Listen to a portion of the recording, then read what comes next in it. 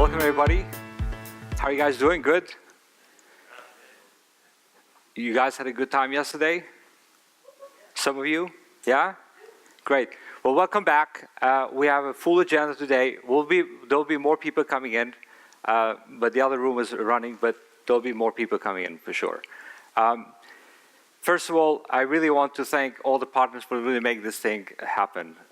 Without them, this would not really come to fruition.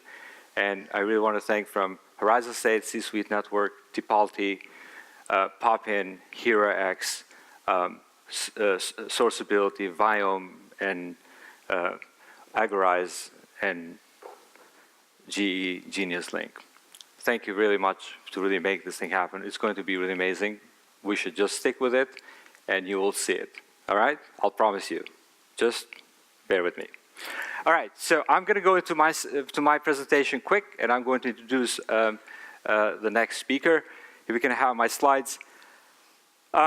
So actually, I just got a little comment from Naveen. He was here earlier, and he was talking about crowdsourcing. What do you really want to achieve, right? And I've been doing this for the past 5 years, and I was one of those crazy guys to go and really all around the world and trying to really bring the crowdsourcing into the mainstream, making things happen, and really connecting the dots. And you're starting to realize that crowdsourcing is not one of those terms that is like easily understood, okay? From an individual point of view, but also from a business side of view. So with that, I'm starting to think, as I'm standing here on the stage, I'm starting to think about like, what is it that really can trigger that moment that it's easy understood? And to me, it was always really think about the why.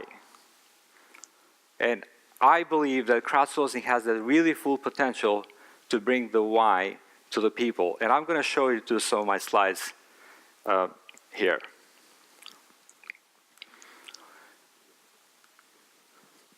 But let's see first this video. How do I know? A lot of people, when they think of the phrase, how do I know, they always want to put the what behind it. How do I know what I'm supposed to do? The question that you really should ask is, how do I know why I'm here? Because when you know your why, your what becomes more clear and more impactful. If you know, like for instance, people know that I do comedy, but that's what I do. My why is to inspire people to walk in purpose. So I can do comedy, I can write books, I can be in a movie, because all of it is motivated by my why. In fact, I have a new web series out called Michael Jr. Break Time. We probably just did the 6th episode. It's on YouTube. So every single Wednesday at 3 o'clock, we drop a new episode on YouTube of Michael Jr. Break Time. What it is it's me. I travel around the country and I do stand-up comedy, in case you didn't know. And in the middle of my comedy set sometime, I'll stop and just talk to my audience. And we've been filming this, and it's, you know, it's pretty cool. So we're in Winston-Salem. I'm gonna show you a clip from Winston-Salem. And I'm just talking to this guy in the audience, and he tells me that he's a musical instructor at a school. So I was like, all right, you're a musical instructor, you know, can you sing? Let me hear you sing a song. So this is what happened at the last episode of Michael Jr.'s Break Time. Check it. So you're a musical director? Cool. Yes, sir. All right, so let me get a couple bars of like Amazing Grace. Can you do the first part of that? Go ahead. Amazing grace, how sweet the sound that saved a wretch like me. Wow. That bro could sing. You know what I'm saying? All right. Now, what you give me the version is if your uncle just got out of jail, you got shot in the back when you was a kid. I'm just saying, let me see the hood version real quick, if you know which version I'm talking about. Just see if that exists. Let me see what you got.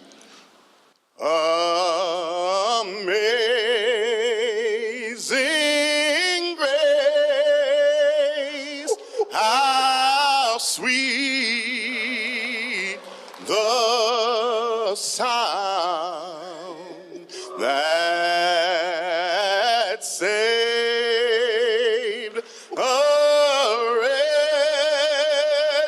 like me.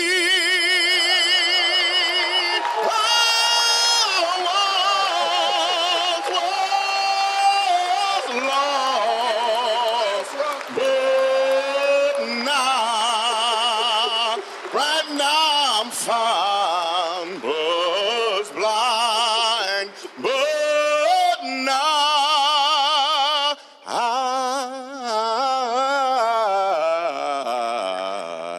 I see.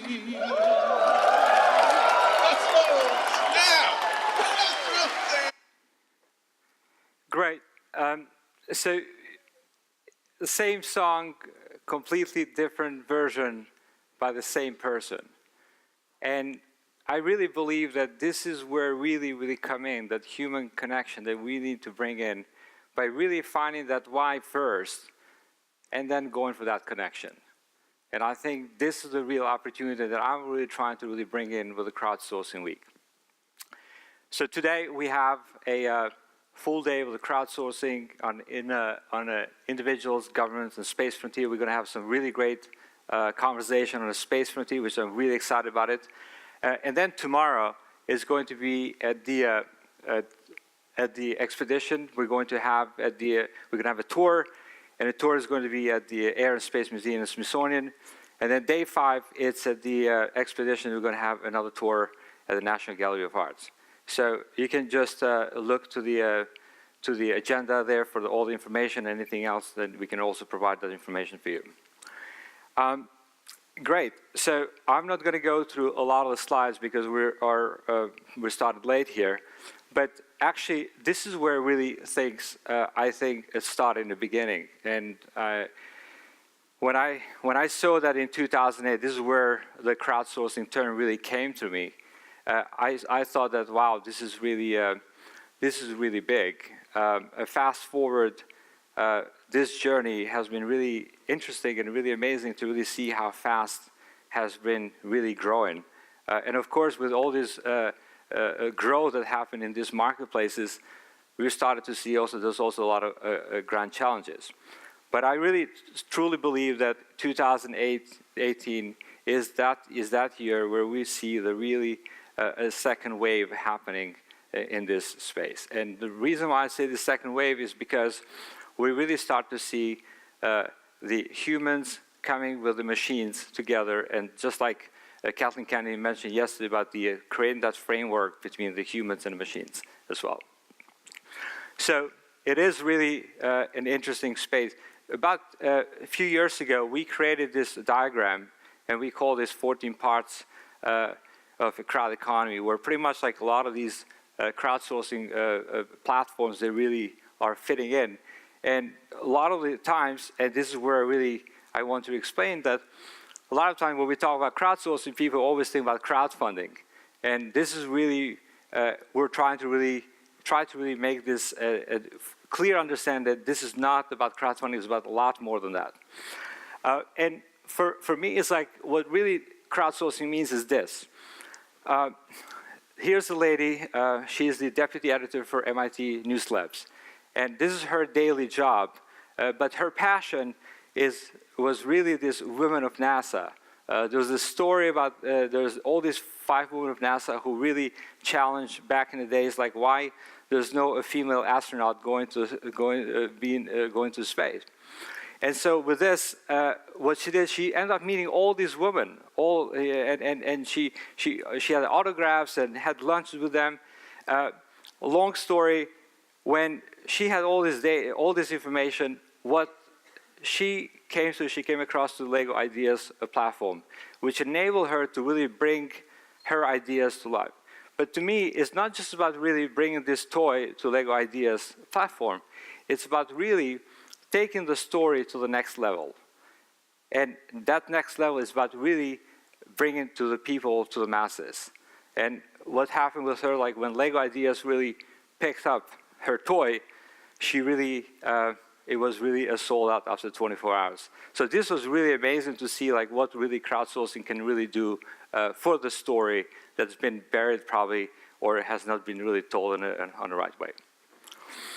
Okay, so why we picked this theme, decentralization? I think part of it is because the knowledge is really moving very, very fast. So if you really look at what's really happened 100 years ago, knowledge was doubling every 100 years, right? And right after around World War II, the knowledge was doubling every 25 years. And what really interesting thing happened is that now the knowledge is doubling every 12 months. So what we're going to see now in the future is we're going to see knowledge doubling every 12 hours because of the IoT. And this I really took when I was reading the Moonshot book, Naveen Jain's, and that really like opened my eyes and seeing like, wow, this is really unbelievable way to really see where this knowledge is coming from. Now, this knowledge is not coming from technology. It's coming from humans. And so this is really where I think the real opportunity exists. Centralized entities will not be able to cope with this. And that's why we need the decentralization coming in place. However, a lot of people, they really have misunderstanding about what decentralization is and relating that into blockchain, a cryptocurrency. Again, another completely misunderstood or a hype, but it is really important to really understand the basics. So I'm just going to walk you through this, and then we're going to go to the next speaker. Basically, back in the days, a trade was a family affair. And we've done this for like centuries. And this was really something that it was called like a single entry accounting. In this single entry accounting, we ended up really pretty much like having kings and queens just doing a trade and having a cousin or brother or sister handling that entry. So what happened was like really was that the wealth was really around those families. Up until like the 15th century, where we had a double entry accounting during the Venetian time. This was really the beginning of innovation that we are really experiencing today. Without the double entry accounting, we would not have been able to really see innovation that we have today. What's really interesting about the next phase is the phase of a triple entry accounting. This is what really is going to really change everything in the landscape in terms of innovation. I think that's going to really take away all the troubles that people really dealing today with the middlemen. That middleman, like from a bank to all other things.